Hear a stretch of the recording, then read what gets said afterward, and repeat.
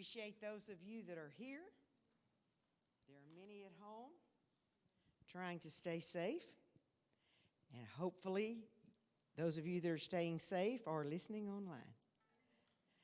We miss our pastor and his wife tonight. They are on a vacation, and they are in Cancun tonight. He sent me a picture today of beautiful blue water like I've never seen before. And those of you that listen to early morning devotion with Brother Gurley heard a message this week about how the coronavirus has plagued the leadership of our churches, and how though they may not say all that it has done to them, it has been a very difficult time. And so anytime a pastor can get away, he needs to. And so Brother Chris Kalk will be preaching for us this Sunday in the morning service, and I wanted to let you know that. And Pastor will be back, I believe it's Monday or Tuesday of next week. So we're thankful for that. But I'm thankful that you're here tonight. We were in ladies' prayer meeting yesterday, and the presence of the Lord was so strong. It was just unbelievable. And several of us mentioned, you know, if we had not been there, what we would have missed. And God knows who you are and where you're supposed to be and what He's prepared for you. And if you're not there to receive it, then you don't get it. What a shame. God prepares something for us, and we're not there to get it. So I want to thank you that have come tonight, and I pray that you will receive something, not because of something that I have prepared, but because of what God has prepared, to use these words to help all of our souls. And so tonight, our subject is dealing with depression, and talking about depression can be depressing. I thought Sister Jan did such an awesome job last week. She got us all involved in thinking and lighthearted about myths that we always assumed was right, and they weren't right. And we can't always just take something for what we've heard or what Mama told us. And I thought she did a wonderful job on dealing with that subject. And tonight, we're talking about how to deal with it when you got it. And you know, most people have had a bout with depression. Some a shorter period than others. And some people just have a bad day and they say, I'm depressed. But they're not really depressed. They just had a bad day. But what we're talking about tonight is something that actually just envelops you with dark clouds that smothers the very life out of you. But here's the good news. You can find your way out and back into some sunshine. So buckle up. Let's get started on the journey to try to find our way back to that sunshine, out of depression. First of all, I want to share with you about that I had with depression, so that you will know I understand where you're coming from if you are in a state of depression or if you've been. I like to hear from somebody that's been there if they're going to talk about something. I don't want a skinny cook teaching me to cook. Don't ever trust a skinny cook. Or that's so I've heard. Anyway, those of you that are in my Happy Chef class tomorrow night, you've got a fat teacher. All righty. But I want to talk to you about my bout with depression. And it was long before I knew you. I was 14 years old. I was just riding high. Things were exciting in my life. I had boyfriends. I had new dresses for Friday night singings. You know, I just had a good life. I thought nothing bad could ever happen to me. Life was just life, and it was wonderful, and it was great. And then a traumatic event happened in my life that completely just destroyed me for several years. And I will never forget on a Saturday morning my mother waking me up and saying to me, Sandra, I have some bad news. Our pastor's son, Daryl Ray Foss, was killed last night. Now, Daryl was my buddy. He was 3 years older than me. We sang together. We sang duets together. In fact, if you go to Brookside Cemetery tonight, on his gravestone is the title of a song, I Was Born to Serve the Lord, that he and I sang together many, many times at Bethel Tabernacle. It so destroyed me. I can just remember screaming, no, no, no. And I could hear somebody saying, no, I didn't even realize it was me. It was such a devastating thing. I had just seen him that night before at a gospel singing in Houston at the music hall. I had talked to him. He could not have been dead just hours after that, but he was. I went from feeling like nothing ever could happen to me to being obsessed with death and sure that I would die at any time. The dark clouds of depression so rolled in on me, I would sit in class at school, and all of a sudden I would just burst into tears. And I'd have to go to the nurse's station. And it was a horrible time in my life. I would smother, and my heart would race, and I would think if I could just get a deep breath. It's just something that it caused me to want to sleep all the time, just as an escape from feeling the way that I felt. But there was one thing that I determined, and that was that I would not miss church. Even as a young teenage girl, I knew I did not want the devil to win. And I knew that the only help I was going to get was from the presence of God. And I had learned from a young age that the house of God is a place where you can feel the presence of God. And He will make a difference if you will stay faithful and if you will continue to go on. So I would go to church, I would get prayed for, and I would go home and the black clouds would roll in again. This went on for probably about 3 years or almost 4 years. There were some times during those times that it would get better and I wouldn't have that smothery feeling, but I never knew when it was going to come back, and it would just hit me all of a sudden, and I felt like I was so deep in a hole that I could not get out. I would pray, I would read my Bible, and I was faithful to church. And I want to tell you that I did come out of the trial victorious. And I have since had many circumstances in my life that was worthy of triggering a depression again. But I have not ever fallen into that hole of darkness again. I believe it's because I passed the test. I did when I didn't feel like I could do it. And I believe that the Lord said, this is a test that I'm going to give you early, because in your ministry, you're going to face people that are depressed. And unless you've been there, you can't understand them. But if you've been there, you know how to pray for them. And so God was preparing me, though I couldn't see it. All I could see was darkness. Let's look first at some ways to deal with depression. Let me say first that someone that's never experienced depression cannot fathom what it feels like to be depressed. They will see things like, you just got to pick yourself up out by your own bootstraps, or just don't think about sad things, or come on, let's just go have fun and forget it all. And that just makes the depressed person further depressed. Family and friends mean well, and they are frustrated because they don't have the answer. They really do love you, and they want you out of it, but they don't know how to get you out of it. Remember what a bad job Job's friends did? They were supposedly comforting him, and oh my goodness, all they did was further depress him. They just didn't know how to help. They had never been there. So there's some practical and some spiritual Ways to deal with depression.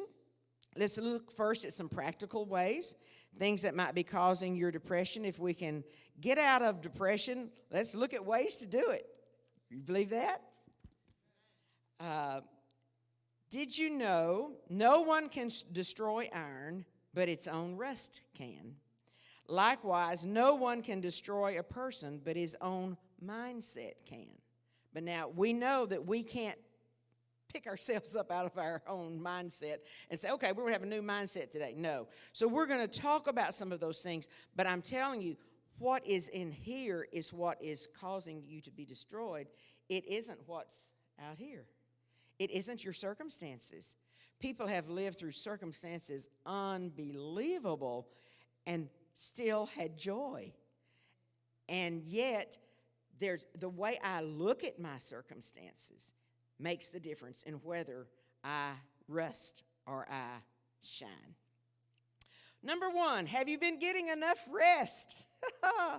Are you trying to pack too much into your life? This is a good season to ask that, isn't it? Are you physically depleted? If so, your body may be telling you, I'm going to slow you down and protect you one way or another. So, and depression will slow you down. Are you eating properly and regularly? A doctor recently said that when an attempted suicide patient comes in, one of the first things they do is feed them. And most of the time, it's a lot of protein, like a steak dinner or something, because usually they're very low in protein. Now, we know that chemical imbalances can cause depression. Lack of sleep, not eating correctly, all contributes to that. Number three, our reaction to unusual blows that affect our self-esteem can catch us off guard. We may have just won a big battle, and we manned the artillery, and we had a great victory, and we was head of the parade. But then we were picked off by a little sniper hiding in the bushes. How many times have we gone home, and me and Brother Myer used to discuss this so much, from a victorious service, and on the way home, somebody called us it was a little sniper in the bushes, and it just drained your joy and your victory. Elijah was in this situation. Sister Jan mentioned him last week, and he so very, very is a perfect example. He confronted 400 prophets of Baal. You know the story. Anybody that's ever been to Sunday school learned that story, because it was such a wonderful thing that the fire fell even after he poured water all over his sacrifice, and poor old prophets, they couldn't get fire to fall no matter what they did. And everybody knew that God was God. And every little kid in Sunday school can tell you that little story. But 1 Kings 19 records a snippy little remark by Jezebel, which was King Ahab's wife. And she had some power. He knew she had some power. But she said in 1 Kings 19:2, then Jezebel sent a messenger to Elijah saying, so let the gods do to me and more also, if I do not make your life as the life of one of them by tomorrow about this time. And what she meant was make your life as the life of one of them. She was referring to the prophets, because they were all executed the day before after they could not produce.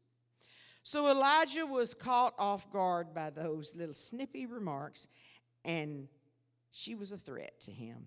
He was drained, first of all, from praying so much. Isn't that amazing? He was drained from praying so much, struggling and fatigue, and he was a prime candidate for depression. He was scared of dying at the hand of Jezebel, yet he had suicidal thoughts. Isn't that strange? He was scared to death to die of her hand, and yet he was begging God to kill him. One thing we need to realize, that depressed thoughts are never reasonable. If you're depressed and you get to thinking something, just tell yourself, that's not true. I can't be, because that's just the depression talking. And that does not mean it's that way. And we need to realize that. So what did God do for him? He did what the doctors do today. He sent ravens and fed him. He gave him good food first, and then he let him sleep. And sleep is a wonderful healer. Then God worked on his perception. When he kept saying, I'm the only one that hadn't bowed my knee, the Lord said, no, you're not. I've got 7,500 over here who love me and have not bowed their knee. You just forgot that. And before long, Elijah's emotions were restored to normal. But you know, when we're depressed, we feel all alone. We feel like nobody's, like the old song said, nobody knows the trouble I've seen. Nobody knows, no, never. And we feel like that nobody feels like we feel. And we are all alone. But we need to realize that God has many others who are experiencing or has experienced what you have experienced, and they now have victory. So you can look up, because you will have victory if you continue to do the things that God is pleased with you doing. Indecision is another contributor to depression. When a decision needs to be made, do you consistently put off making it? Is this your standard way of coping? Now, there are times that we need to think about things. But if it is a habit to always be indecisive, sometimes that is a way to destroy your peace of mind and to increase your feeling of being trapped. Using your energy to make a constructive decision is a good way to avoid depression. My pages are sticking together. I baked pecan pies before I came to church, and I sat at the table, and I think my pecan pies sort of made my pages stick together. All righty. And there's another, number 5, unresolved anger can cause depression. And it can be anger you have suppressed that you don't even realize you're mad at that person. And you could even have anger that's justified anger. A lot of us have things, most all of us have at one time or another had people do us wrong. And from the world standpoint, we're justified to be angry at them. Just makes me mad. But the psalmist said in Psalms 139:23, search me, O God, and know my heart. Try me and know my anxieties. Verse 24 says, and see if there is any wicked way in me, and lead me in the way everlasting. Things in your heart can cause you anxieties. I know a lot of times when I'm praying, and I just talk to the Lord like he's my friend, and I say, Lord, just look down at every nook and cranny in my heart, in those little wrinkles. You know when you used to bathe your babies, and they'd have little rolls, and you'd all discover, oh my goodness, there's dirt in that little crevice right there. I missed it because I couldn't see it. And so there's times when we have to ask God to look at us and bathe every little crack and curve and cranny in our heart that we don't even see.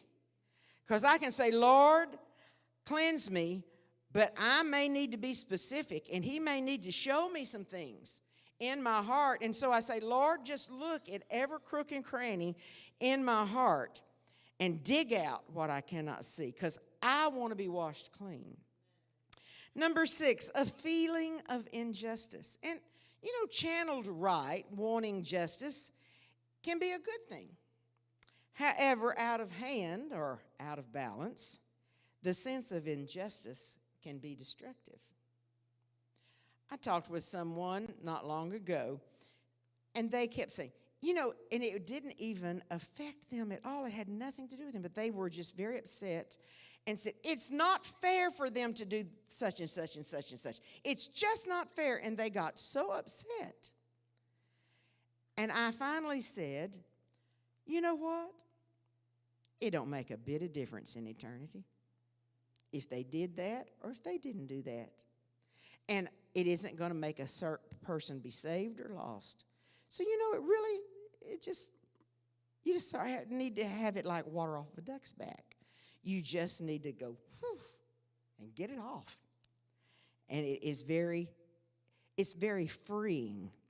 A feeling of injustice when paired with unresolved anger is a greenhouse for depression to flourish. Let me say that one more time. A feeling of injustice when paired with unresolved anger is a greenhouse for depression to flourish. Forgiving is the best thing you can do for yourself. Now, I'd like for us to say that, but I'd like for us to make it in the first person. Forgiving is the best thing I can do for myself. Can we say that? Forgiveness is the best thing I can do for myself. I look at the psalmist David, and how many times did he have to forgive Saul? You know, he had a very sensitive personality, and he respected Saul when Saul was treating him so bad, trying to kill him, in fact. Remember when he found him in the cave and he could have killed him? But he just cut off a little piece of his robe, and he went back across the river, and he said, "Hey, Saul, look." And then it grieved his heart that he had disrespected the man of God. And that is a sensitive man. That was very sensitive. He could forgive others, but he had more of a problem forgiving himself. And that is a serious thing that a lot of us have. He proclaimed many times, "My sin is always before me." And so many times that is the way it is. A feeling of guilt will, and I'm saying godless guilt, because guilt and conviction are two different things. God convicts you, but he doesn't give you that feeling of guilt. Guilt contributes to depression. Sins that have been repented of are covered under the blood. That is just truth. That is Bible. It's settled. It never needs to be brought up again. If you repented of it, it's under the blood. It is covered. And we need to realize that. But there's a way that we have of dragging up little thoughts in our mind. I will never forget several years back when we did that Esther drama at Ladies' Conference in Lufkin. Several of you were in that drama. And I remember, we had worked so hard. We had rented a U-Haul to get all the props up there. We had the stage fixed perfect. And all of the actors let their personalities shine through. And it was so much fun doing it. But the tabernacle had, I don't know how many hundred women there. May have been more than 1,000. And when the lights went out and the music started and we were waiting for that spotlight to come on, the devil hopped on my shoulder and he said to me, I'll never forget it. He said to me, if they only knew you, they'd have never asked you to write a drama and produce it at Ladies' Conference. And it so overwhelmed me. It humbled me. And I thought, oh my God, what have I done? I'm not worthy to be here doing this. And I'm supposed to say something at the end. What am I going to do? And all of a sudden, the Lord just spoke to my heart. And he said, I've chose you. And if he chose me, he covered every failure I had ever done, everything, every word I had ever spoken that I shouldn't have spoken, every deed I did that I should not have done, every day I should have fasted that I didn't fast, every time I should have prayed and I didn't pray, every time I resented somebody. He covered it. And he chose you after he covered it. He chose you to cover it, first of all. He loved you enough to cover it by dying on the cross for you. He knew every fault of yours thousands of years ago when he died on the cross. So it's nothing new to him. You don't have to remind him how you failed because it's covered under the blood. So get rid of godless guilt because it will depress you. But when I was in my state of depression at age 14, I would read the Psalms over and over when I felt so helpless because it was like David expressed what I was trying to express. He could express all of his woes in such a poetic way. But I noticed over and over, but then he would proclaim, but then I went into the house of the Lord, and his whole demeanor would change completely. It's amazing how getting into his presence changes our perspective of things we are going through. Depression does not mean that you are no longer a child of God, no more than the heroes of faith who experienced depression. They didn't get kicked out of Hebrews 11 just because they were depressed. No, because they were victorious. Over that, they got put in Hebrews 11. How many of you should be in Hebrews 11 tonight? Woo! There is no telling. You don't know, and I don't know all you've gone through to be where you're at on your pew tonight. We know about, but we don't truly know what it took and the battles that you fought.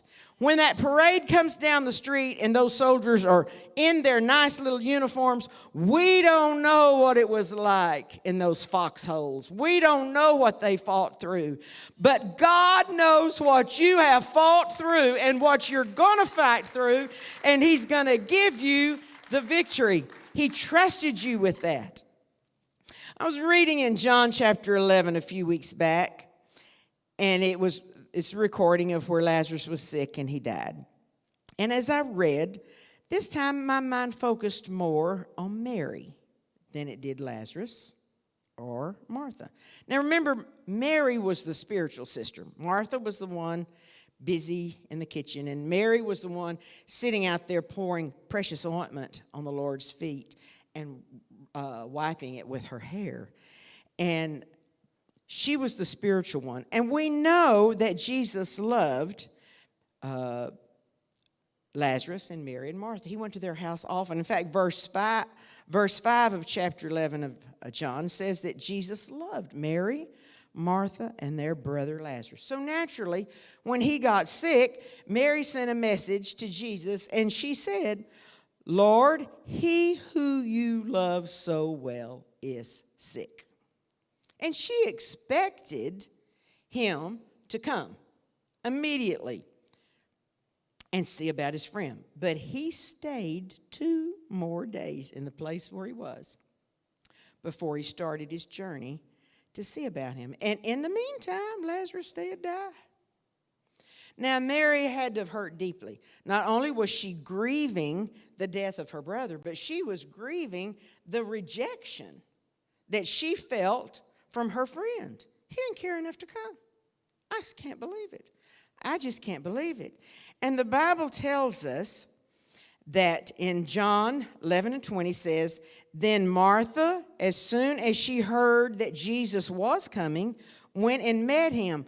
But Mary sat in the house. Now remember, she's supposed to be the spiritual one, but she remained in the house. How deep her hurt must have been. She didn't even want to go out and speak to him. She was crushed. She felt like Jesus had failed her. Have you ever felt like Jesus failed you? She wasn't ready to see him. She wanted to stay in her cave and not even acknowledge him. Depression will make you want to isolate, but that is when you need to get around some other people so very much. Remember, our reasoning is not reasonable when we are in a depressed state. But when she heard Jesus calling for her, and he does call for us when we are very sad, she came to him sobbing, if you'd been here, my brother wouldn't have died. And then verse 35 goes on to say, Jesus wept. Now, I don't think he was weeping for Lazarus because he knew he was going to raise him from the dead. I believe he was weeping because he saw how upset Mary was and how she misunderstood his delayed coming. And I wonder how many times he weeps because we don't understand why we're having to go through this. I prayed for this, and it didn't happen. And what am I going to do now? But the Lord The Lord weeps over us when he sees us weeping. Don't you ever feel like you're alone, because he weeps over you when you weep. We can readily see ourselves in this true story. Number one, we don't know why we have the problem. We don't know why. We don't understand why his answer is delayed. And we begin to question the relationship we thought we had with Jesus. I will never forget going to Oklahoma. Some of you went on the bus with us to a soul winning conference, and we were having Holy Ghost rallies in these big open places, and one was at a supermarket on Saturday. And Brother Myer called me over and said, I want you to meet this family. They had 2 boys that had encephalitis. And she said, oh, yes, I've got to tell you. She said, but we just believed God, and God healed both of our boys of encephalitis. They are perfectly okay right now. I can't tell you. This was in September, and Justin died in April. This was 5 months later. It was still fresh. I didn't know what to do. There was a cemetery across the street from that supermarket. It was a large one. I walked over there. I cried and I screamed and I talked to God and I asked God some things. What have I done wrong? I thought I believed. What have I done wrong? But the Lord knew what he was doing. I still don't understand it all, but I see some of the reasons, and I believe God looked down and said, I'm so sorry you're weeping, but if you could only understand and know what I know, you would not weep, my daughter. But we all reach those places. I've heard some people say that lost loved ones to COVID, how it hurts them to hear praise reports of the Lord healing patients of COVID. We will never understand the things of God, but we can trust him. I can promise you we can trust him. And someone said one time, it takes more faith to believe God when he doesn't answer our prayer than when he does answer our prayer. And I believe that. We tend to isolate ourselves from God when he wants to come near us. And that is a problem. That's number 4. Number 3, I think we got a little way. 3 was we began to question the relationship we thought we had with God. Number 4, we tend to isolate from God when he wants to come near us. And number 5, but something happens when we finally force ourselves to go get in his presence, like the psalmist David said. Even when we come in his presence with questions still in our mind, like Martha, she finally got up, got in his presence, but the first thing she did was question, if you'd have just been here, he would not have died. But it was setting up for a wonderful, wonderful miracle. So when we come to him, even with questions, he can still perform a miracle that defies all odds. In chapter 12, Jesus speaks about the time coming when the Son of Man would be glorified and exalted. And you know what he was referring to about glorified and exalted? He was referring to his own death as bringing glory and exaltation. Can you imagine the battle in his fleshly mind when mockers said, he saved others, but he himself can't save? And he knew he could have called 10,000 angels. But had he done that, there would have been no glorified and exalted and no salvation for us. Some things we go through simply for glorification and exaltation. It must disturb God to see us struggle with what we know God can do and has done before, and yet he isn't doing it in our case. But help me to always remember to say, like Jesus did on the cross, nevertheless, not my will, but thine. That makes the difference in the depression just being depression or the death just being death. It then becomes something to glorify and to exalt. I have a book on my coffee table every year at Christmas time, and I purchased it years ago because I thought it would be pretty and add to the decor. And actually, I never read it. It was just a pretty Christmas book. It's a book by Joni Eareckson Tada, and it contains paintings that she has done as well as things that she has written. And I picked it up the other evening and started reading it, and it so fascinated me. She had nuggets of truth in there. So I Googled her, and I discovered some very interesting facts about her. I discovered that she and I are the same age. She was born 3 months after I was. And the year I got married in 1967 was the year that she had a diving accident that caused her to be a quadriplegic at age 17. The year our Justin was born in 1976, she had written a book called Joni, The Unforgettable Story of a Young Woman's Struggle Against Quadriplegia and Depression. And it became a #1 bestseller. It was translated into 38 languages and had 5 million copies in print. And in 1982, she began an inspirational radio program. In 1988, President Ronald Reagan appointed Joni to the National Council on Disability, and she helped pass the American with Disabilities Act. In 1989, she spoke to over 100,000 people at a Billy Graham crusade. In 2006, President Bush appointed her to the Disability Advisory Committee at the U.S. State Department.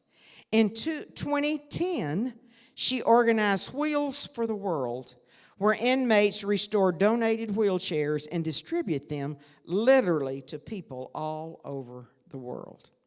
In 1982, a history teacher and a coach named Ken Tada asked her to be his bride, and they have been married ever since. In my coffee table Christmas book, she wrote, this is what she wrote: do you resent your situation? Give God an inch in your life, and he will make a mile. Covering your scarlet sins as the snow outside your window covers the barren ground.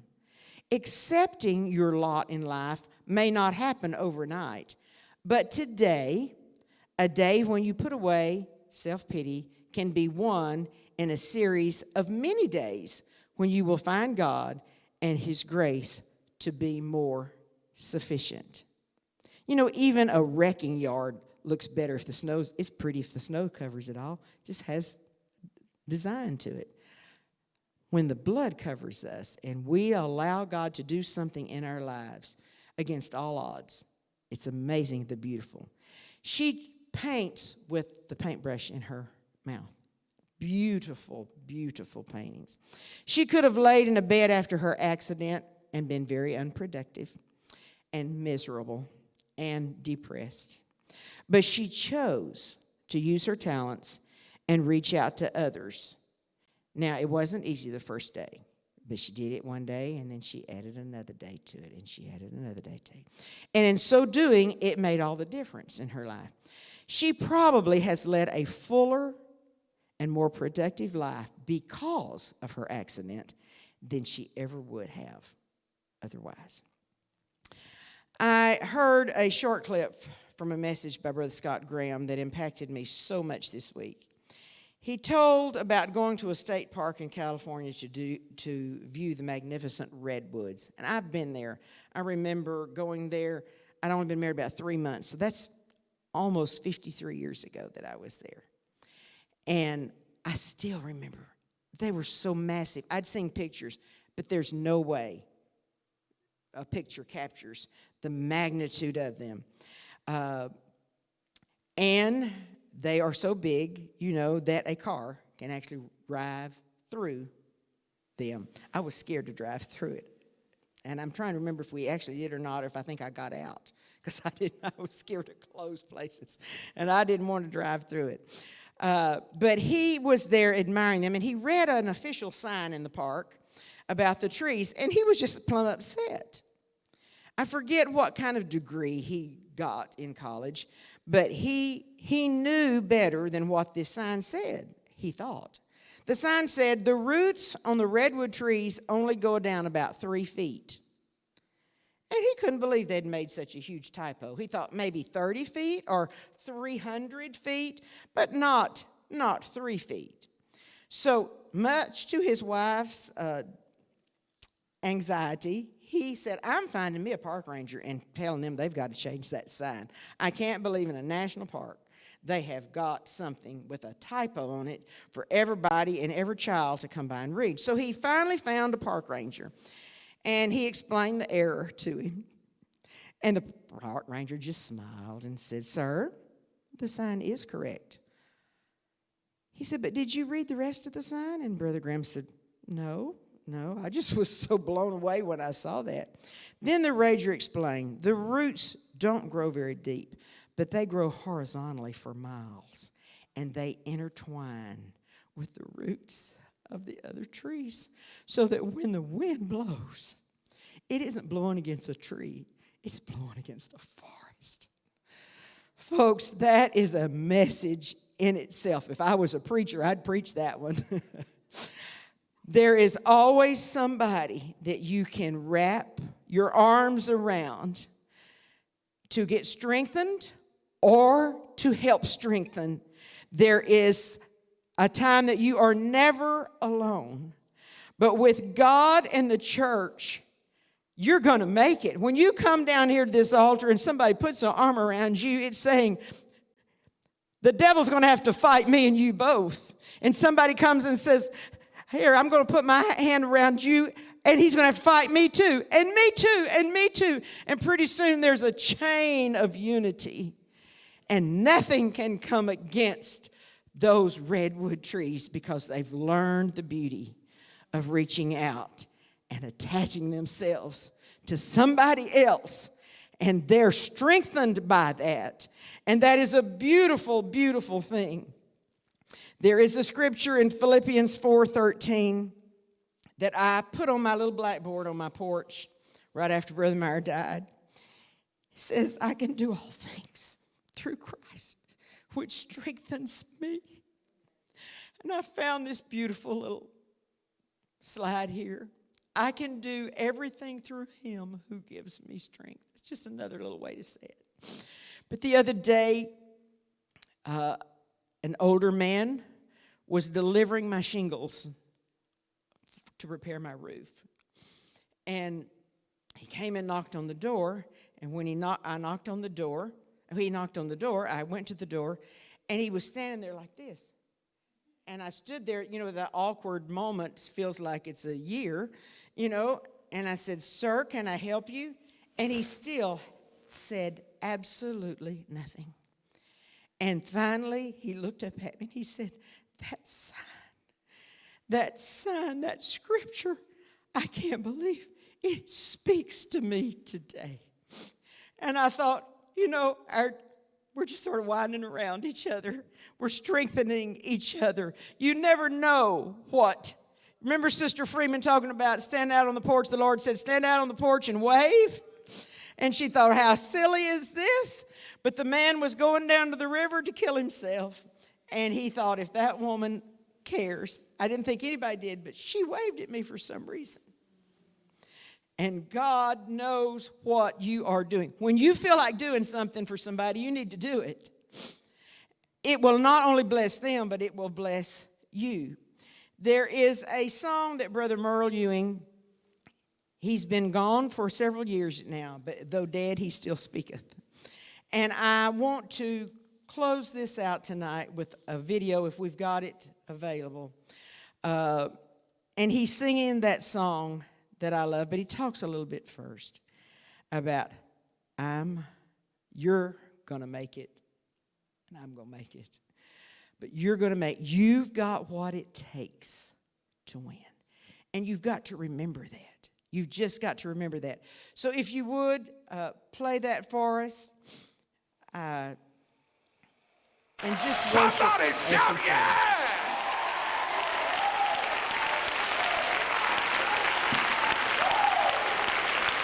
I'm telling somebody in the house tonight. Joe wrote a song many years ago, and it's still one of the most requested songs that we do. And the title of it is simply, You're Gonna Make It. And if you're here tonight and Satan has whispered to you, there's no reason for you to keep on trying because you're not going to make it anyway. But I got news for you. The devil does not know how to read the heart of a human being. And the thing about it is, what he don't know, it's not according to our pedigree, it's according to Calvary. And if somebody would let Calvary make the difference tonight, you're gonna make it.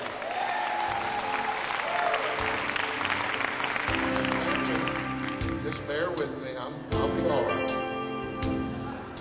I'm feeling the Holy Ghost here tonight. Now only the strong are gonna make it, and only the brave are gonna win. So fight till you can't fight any longer. Then stand up and fight again.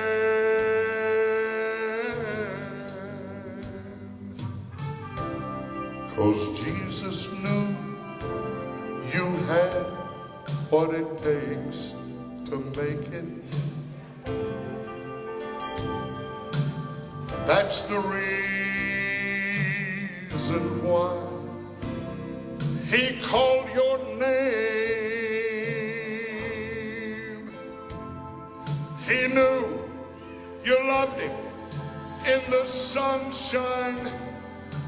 Now he's hoping you're still gonna love him in the rain, so you and he together can win over and over again. You're gonna make it. You're gonna make it. You've got what it takes to win. And I know that you're gonna make it. Yes, you're gonna make it, just as long as you and Jesus stay friends. You're gonna make it. Yes, you're gonna make it, 'cause you've got what it takes to win. And I know that you're gonna make it. I know that you're gonna make it, just as long as you and Jesus stay friends.